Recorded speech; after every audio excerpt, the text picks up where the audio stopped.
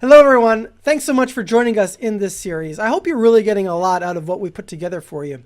In this video series, we've been talking about how do you go about transforming an organization, transforming one that is not employee-centered and not customer-driven into one that is. So far in this video series, I've been explaining to you how important it is to do a current assessment. And so far we've talked about doing a current assessment of the executive class. Yes, indeed, the C class needs to be taken a clear look at to see how they support being part and grooming an organization that is employee-centered and customer-driven. We've talked about employee work processes, and I know that might sound kind of like a boring subject, but ultimately that's where the rubber hits the road, where employees engage with one another. And if those processes aren't properly put together, you're not going to have an employee-centered culture. Now, the third aspect that we need to take a look at is the employees themselves. This is all part of the current assessment before we then take a look at the customers. So let's jump into that subject right now. So similar to taking a hard look at the executive class, we need to take a hard look at the employees. You see, when you're doing a turnaround, it means that in most cases, there wasn't a very well-defined set of values, a set of culture do's and don'ts that were in place and ultimately encouraged to make sure that the employees that did join the organization really would fit and would work together as a team to be able to have a supportive environment that people look forward to being part of and participating in. So one of the things that we need to take a look at is understanding what are the attitudes, beliefs, character traits, and habits of our workforce. And we want to take a look at that relative to how they view themselves, relative to the other people in the organization, and how they view customers. Understanding these attitudes and beliefs and character traits, and ultimately the actions that they take and the habits that are formed, are very critical. So we need to observe employees and understand what's going on inside their mind. Because without understanding this, it's pretty hard to be able to do the turnaround. For example, observing how an employee treats a customer. Let's suppose that you are in an organization. Let's suppose that you are in a B2C organization, business to consumer. You have a shop, you sell high-end clothes. Okay? So let's suppose you have 25 stores across the state, across the country, and you want to do a turnaround in terms of becoming a more customer-driven, employee-centered organization. So one of the things that you can do is take a look at how the employees interact with customers. So for example, do the employees greet customers? Do employees gently probe to understand the needs of the customers? Do the employees ask open-ended questions, and are they fully engaged with customers? Do the employees view the customer as the ultimate boss and one that must be treated like a VIP? Are these values ingrained inside of the employees? Or does the employee sit at the counter, talk on the phone when a new customer comes in the door? Or does the employee basically view the customer as somebody that they have to talk to, not somebody they want to talk to? I could go on, but I think you get the picture. Being able to understand how the employees view themselves relative to other employees, because sometimes an employee has another employee that is their internal customer. And if the internal customers are not properly served, how will employees ultimately be able to serve and empower external customers? Kind of makes sense, doesn't it? So these are some things I want you to take a look at, as well as taking a look at how your employees view themselves as a total solution provider. What do I mean by that? Let's suppose that you are in a high-tech store selling software, hardware, computer equipment, and so forth, and somebody walks in your door. Do you view yourself as a salesperson who sells only the products that are in the store? Or do you view yourself as an employee, I'm saying, as somebody who is empowered and interested in helping the end customer achieve their end objective, which might involve them buying some products and services outside of your company? I'm going to pause here for you to let that sink in for a second. Many people are only concerned with presenting solutions that they themselves have to offer. without even considering the fact that there might be some tangential solutions that exist in the marketplace that the customer doesn't know about, but the employee does know about, and through providing that feedback could amass tremendous amounts of trust and respect, because the customer would view the employee, and by de facto the brand and the company, as being a true solution provider. That's really important for you to think about, because at the end of the day, it's about having a long-term relationship with your customers. In order to have a long-term relationship with your customers have to trust you. In order for them to trust you, they have to see you as a solution provider and not a product pusher. Please don't be a product pusher, okay? It's hurting your brand, and it's hurting you personally, because your company won't do good and you'll have a bad reputation. So being able to be a solution provider that has the experience to provide a multi-vendor solution, has the ability to look outside the box and ask questions such as, Mr. Customer, what are you trying to accomplish? Why are you trying to accomplish it? What's your goal for what you're trying to get done? Will be really helpful to you. So the next key point that I want you to take a look at is the voice of the employee analysis. Being able to capture and understand your employees through capturing their voices. As you interview them and understand them and look at their frustrations, you'll be able to amass a lot of information for how you can turn your organization around. Your employees want to work in an environment that empowers them. That's what they want. And if you are able to present to them the opportunity to capture that feedback in a way where they truly believe that they will not be chastised for telling you the truth, you will learn a tremendous amount.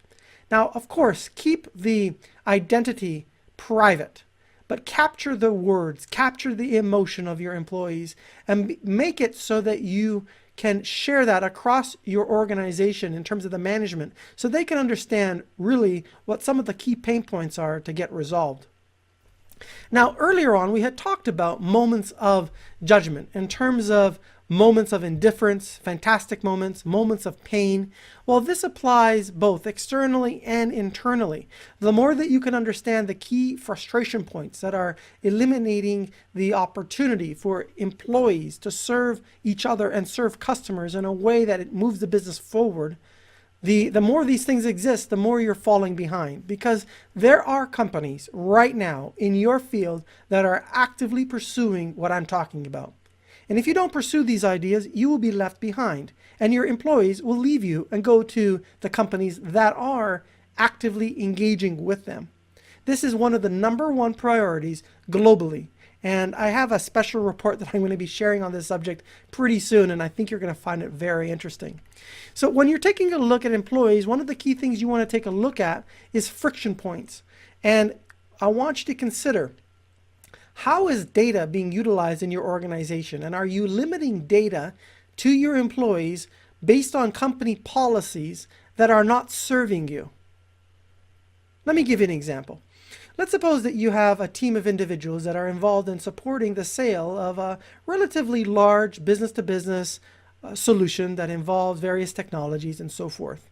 And you have certain people on the team who are mission critical to being able to technically explain the value of a solution, but they are limited to not being able to see information about the customer in your sales automation or customer relationship management solution. Why? Because they are viewed as a technical resource, and one that is not necessary to be able to track some of the other business related metrics and information you know about your clients. Restricting information pigeonholes the person in the organization to only a certain function. Now, what happens if this employee has a skill set, experience, knowledge, passion to serve the organization in a way that requires a little bit more information than they have been given to based on the function and their role? Well, ultimately, you have hurt yourself in this process. So I want you to consider how information is being used. And I also want you to consider looking at, do you have poor customer policies that are not serving you? Let me give you an example. Let's suppose that you work for a large telecommunications company, and one of the things that you do every time somebody pays their bill late is you charge them a ridiculously big late penalty fee. So now that you have employees on the front lines talking to customers who are angry, who call up and say, hey, why do I have to pay this big fee? I realize I was late, but I've been a customer for 7 years. Give me a break.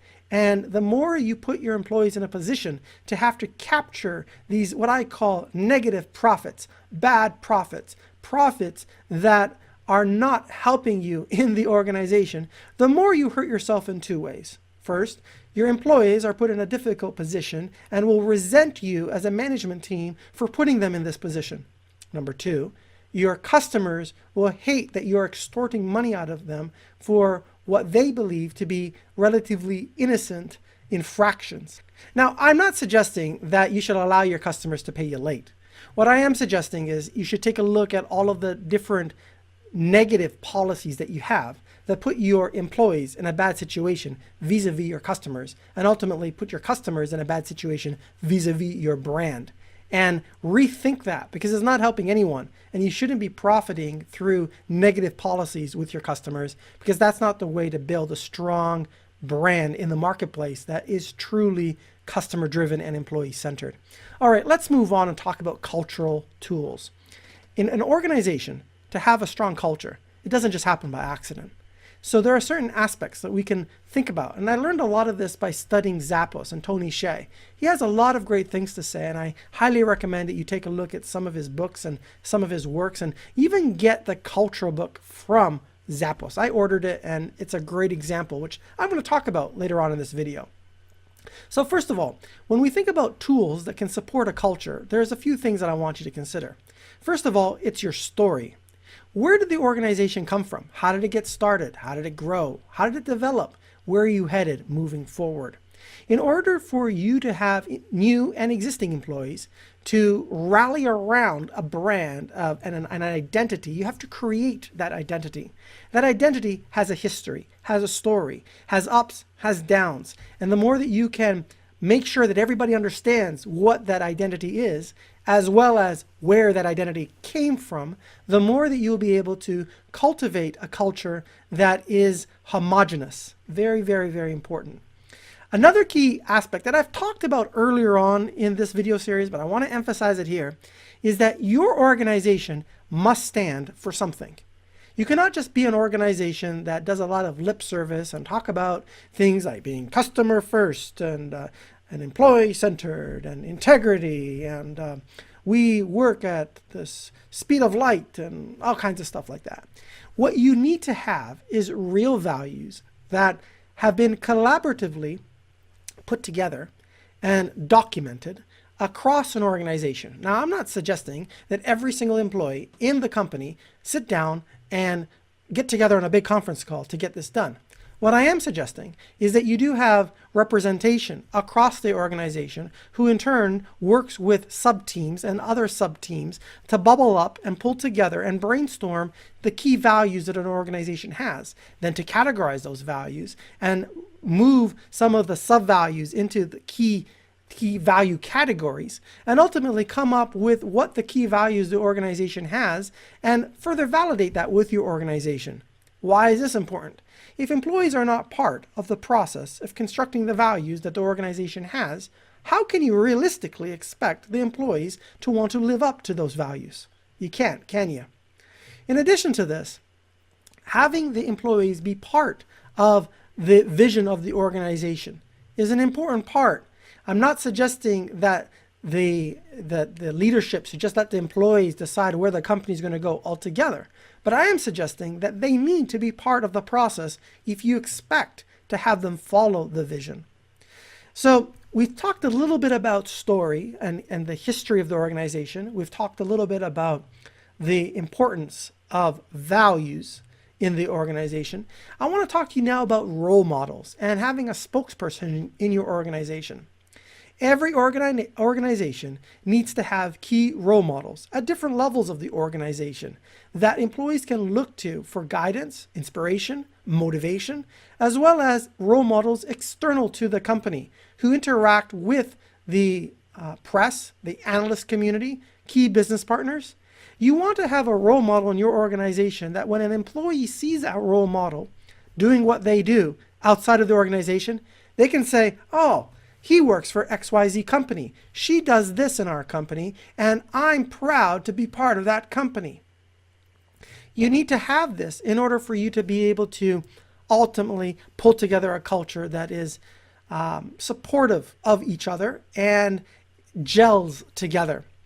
Another key aspect to having a strong culture, and one of the tools you want to consider, is the vocabulary that you use.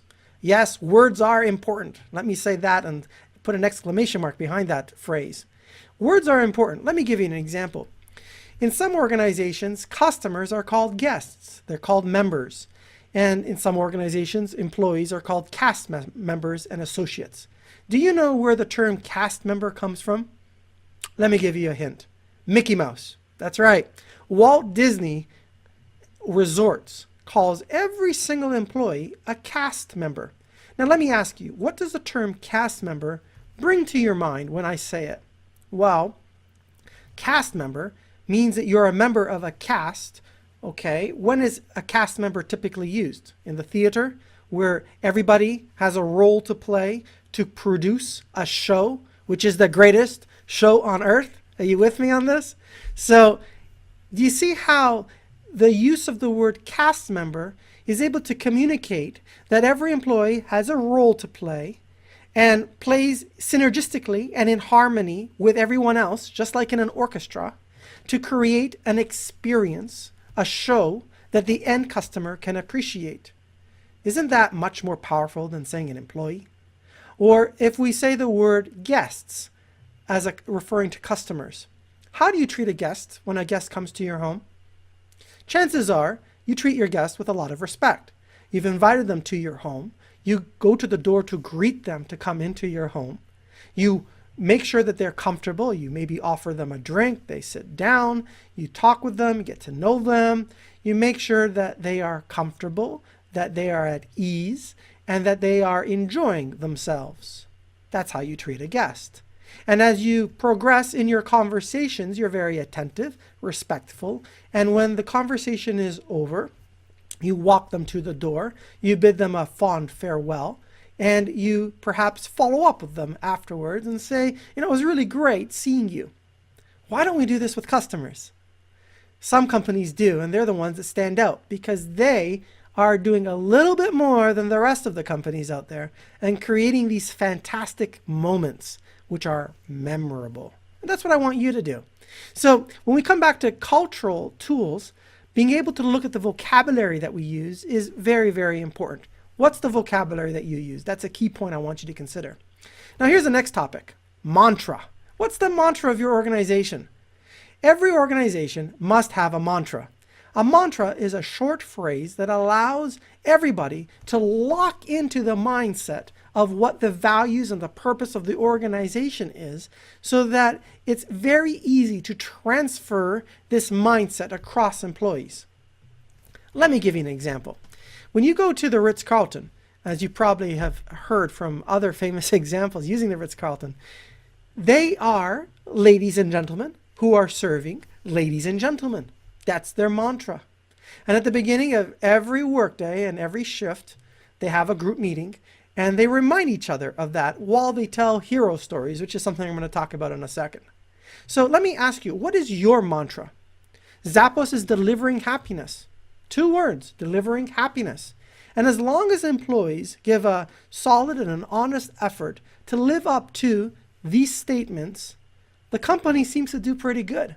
Because these are well articulated phrases that mean something in this organization. It's not just buzzwords. It's something that means something.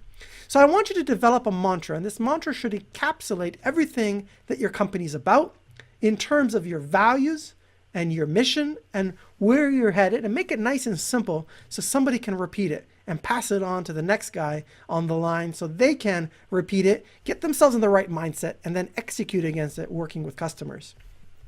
The next cultural tool that I want to talk to you about is all about a sense of community.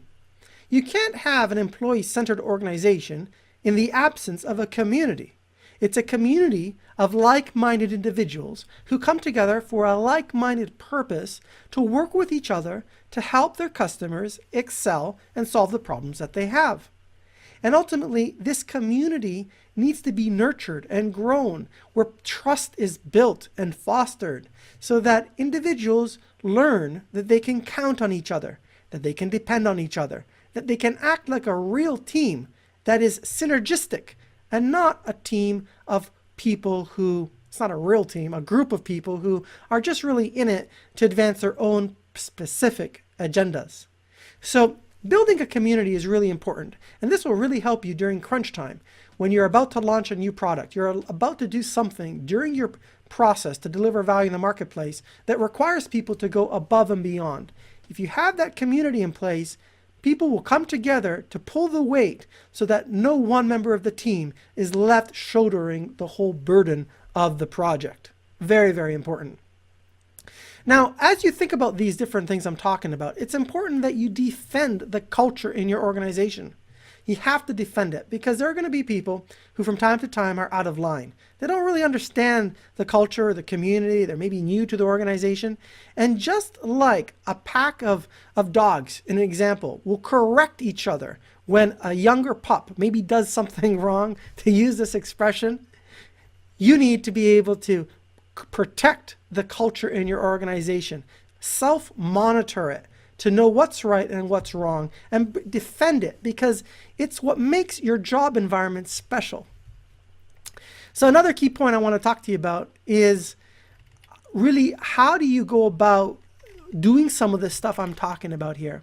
And I want to suggest that you go through this assessment that we've been going through in terms of looking at your executive team, looking at your work processes, looking at your employees, and really understanding where are you today, and be honest about it, and have a member of the executive team part of this project who is your sponsor, who's going to help grease the wheels with some of the other organizations that may not entirely be on board because maybe they're comfortable being comfortable. This is the step number one. I know it's taken a few videos to get here, but to answer the question of how do you do a transformation, you have to realize step number one is an assessment. And you can't just assess the little employees down the line. You got to assess the whole organization and the processes and the systems that they use to get the work done. So that being said, stay tuned for our next video, where we're going to now dive into and take a look at the customer environment.